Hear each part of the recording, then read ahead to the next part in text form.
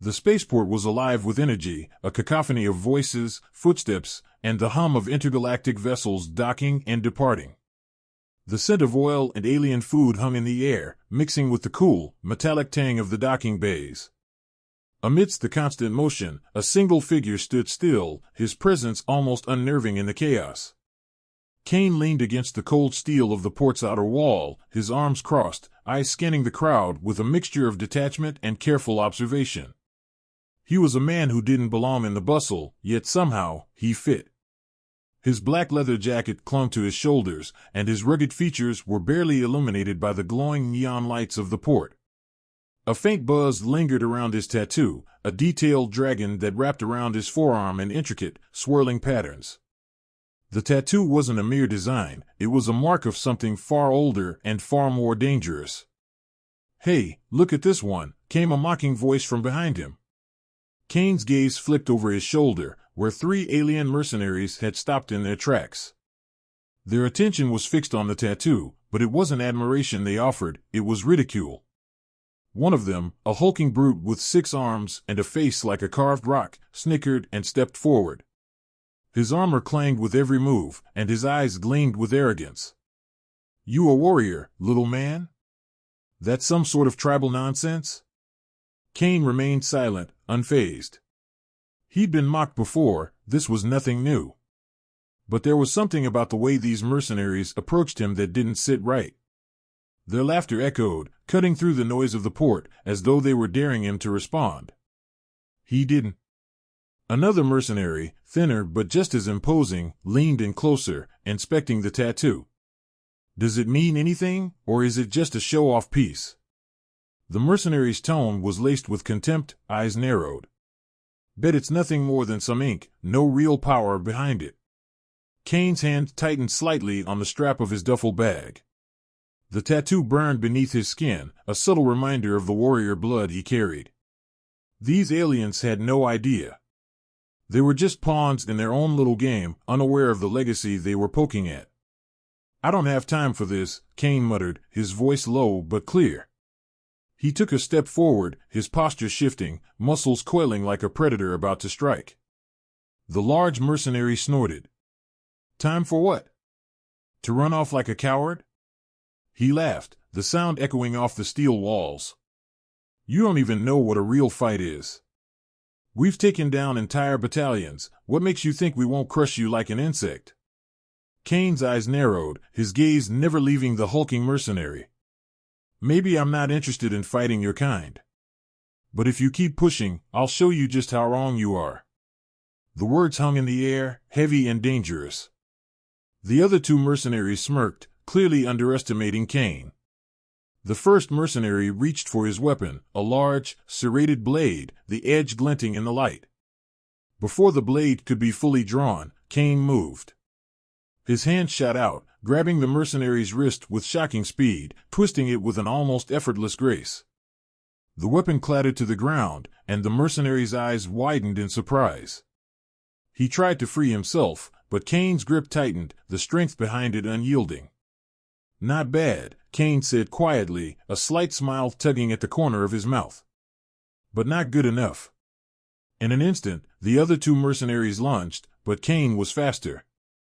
He sidestepped the first, using the momentum of the attack to send the alien sprawling across the floor. The second tried to catch him off guard, but Kane's knee slammed into the mercenary's abdomen, sending him crashing into the steel wall. The mercenaries scrambled to their feet, their arrogance faltering as they looked at Kane, who stood calmly amidst the chaos. "What are you?" The voice came from behind him, quiet yet filled with a sense of awe. Kane turned to face the speaker, a small, wiry figure that had emerged from the shadows, eyes gleaming with recognition. The old man was cloaked in tattered robes, his hair long and silver, his hands shaking slightly as he looked at Kane's tattoo. He stepped closer, his gaze never leaving the glowing dragon. "That mark," the old man whispered, his voice filled with wonder. "It's not just a symbol, it's a legacy." Kane's jaw tightened. He had heard whispers before, rumors that his tattoo was more than just a design. But hearing someone else speak the words, with such reverence, stirred something deep within him. For a moment, he felt the weight of the past pressing down on him. Something was coming, something bigger than the mercenaries, something tied to the ancient order his tattoo represented. As the mercenaries stumbled back, regrouping and muttering curses, Kane met the old man's eyes. The man's gaze held a quiet intensity. "Shinobi," the old man said, the word hanging in the air. "You are the last of them." Kane's heart skipped a beat, but he didn't show it. He had no time for this, not now. Not with these mercenaries still circling him like vultures. But something in the old man's eyes told him it was time to find out who he truly was. With a final glance at the mercenaries, Kane turned to walk away. "I'm no hero," he muttered. "Just a man trying to survive." But as the words left his mouth, a chilling thought settled in the back of his mind. The past had come calling, and it wasn't going to let him go. Kane had never felt the weight of his past as he did in that moment. The mercenaries were still behind him, their glare scorching his back, but it wasn't their threat that lingered in his mind. It was the old man's words, heavy with recognition. Shinobi. A word that once seemed like a distant relic now echoed in his mind like a war drum. The ship's engines hummed beneath his feet, the low sound vibrating through his boots.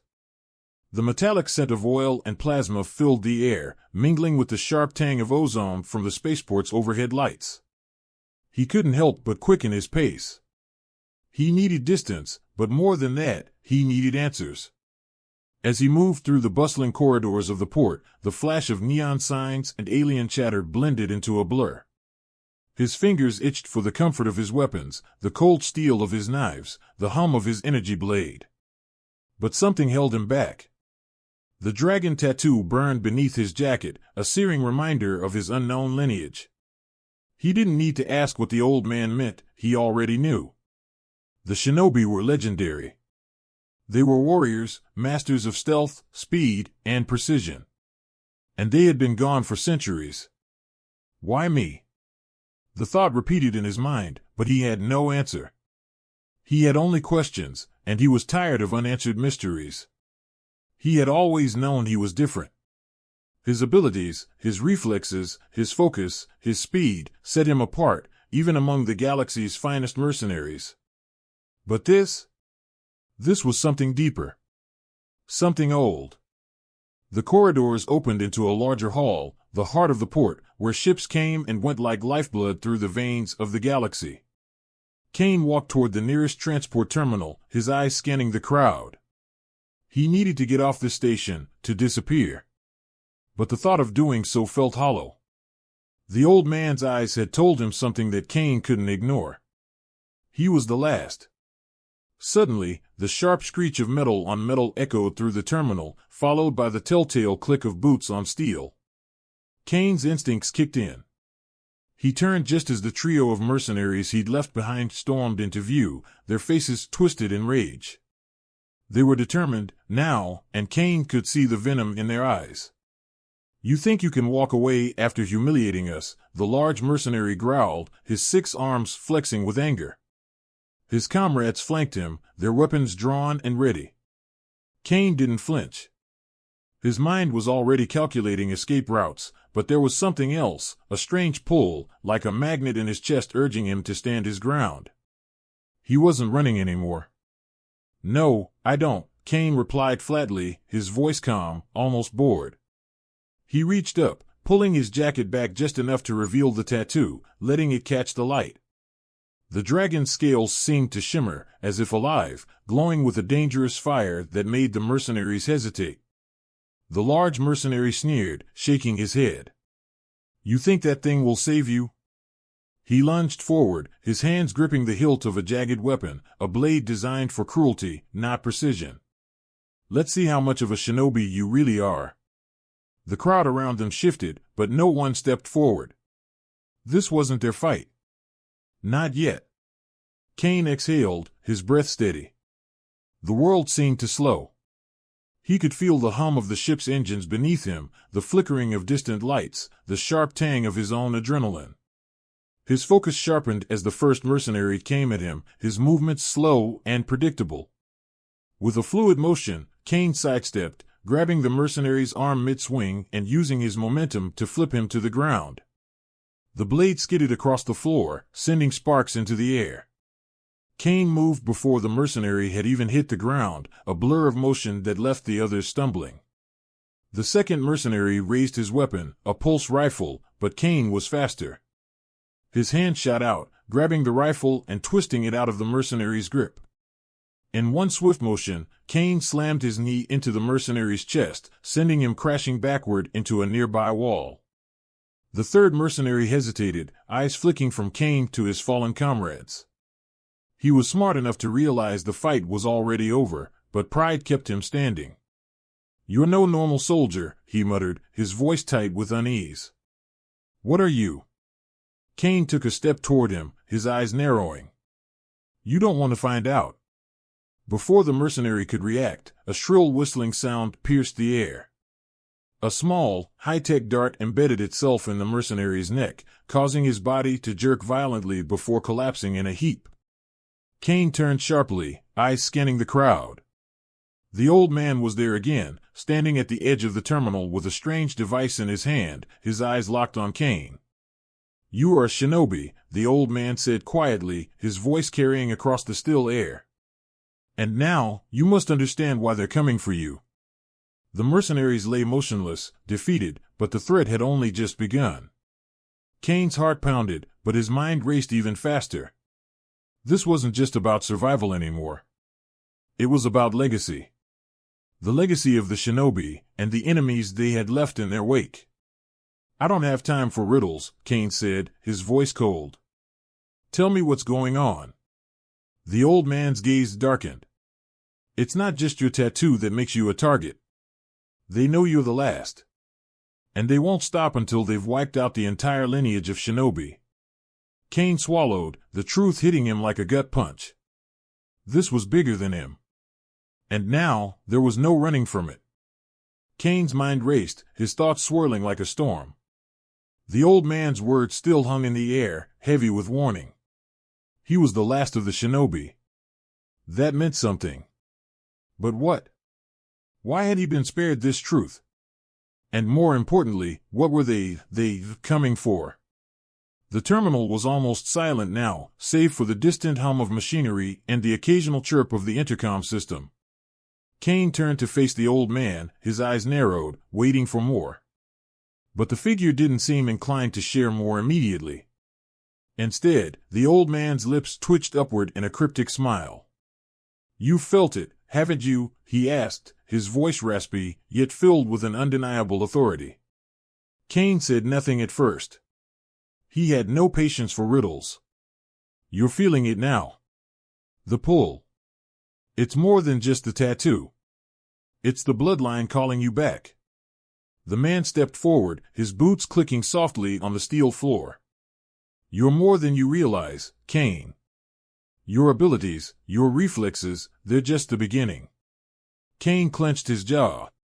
"Enough with the cryptic talk," he snapped, his voice low but firm. "Who are they, and why are they hunting me?" The old man's eyes hardened. "The same reason they've hunted the shinobi for centuries. Power." Kane's stomach tightened. He felt it, this growing sense of something terrible approaching, something he couldn't quite name. The tension in the air seemed to rise, thickening with each passing second. He was caught in the middle of something ancient, something far larger than the battles he had fought as a mercenary. "You're not the first," the old man continued, stepping closer. "The shinobi have been hunted for generations, ever since the fall of their empire. But you..." He paused, his gaze sharp. "You carry their last hope. If you fail, they will be eradicated, and the galaxy will fall into chaos. You must learn what it means to be a shinobi before it's too late." Kane swallowed hard, a feeling of dread crawling up his spine. The responsibility was too much. He was just a soldier, a mercenary with no loyalty to any cause. He had fought for credits, for survival. But this was beyond anything he had ever signed up for. "I don't care about any of that," Kane said, his voice flat. "I just want to know why they, whoever they are after me." The old man's face softened. It's not just you, Cain. It's your bloodline. The Shinobi were masters of combat, but their greatest weapon wasn't their physical prowess, it was their control of the Akuma force. A power unlike any other. Cain's breath caught in his throat. Akuma force? Yes, the old man nodded. The energy that flows through all living things. The Shinobi could harness it, bend it to their will. But it was too powerful. They grew too strong. And so, they were hunted, eradicated. All but one, your ancestor. Cain felt a shiver run down his spine. He had always known there was something different about him, something deep inside that set him apart from the others. His reflexes, his instincts, his very nature, it was like he wasn't just a man. He was something more.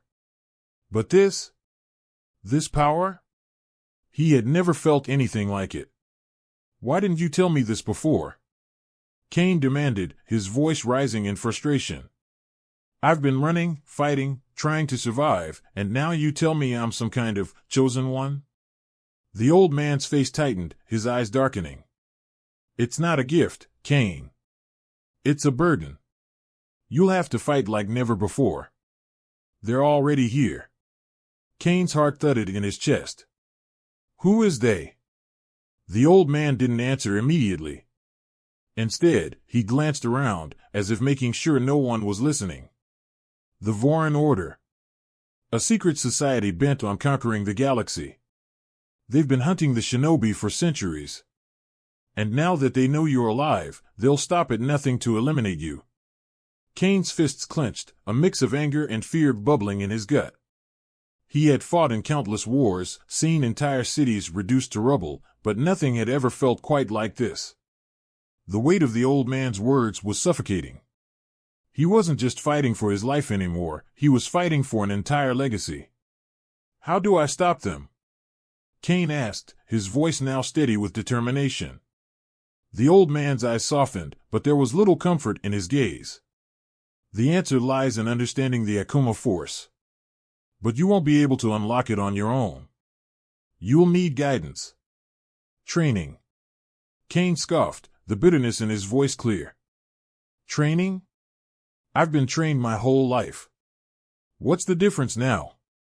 The old man's expression remained somber. Because you don't yet know how to control what's inside you. And until you do, the Vorin will tear you apart. A cold silence followed. Cain stared at the old man, the weight of the situation bearing down on him like a collapsing star.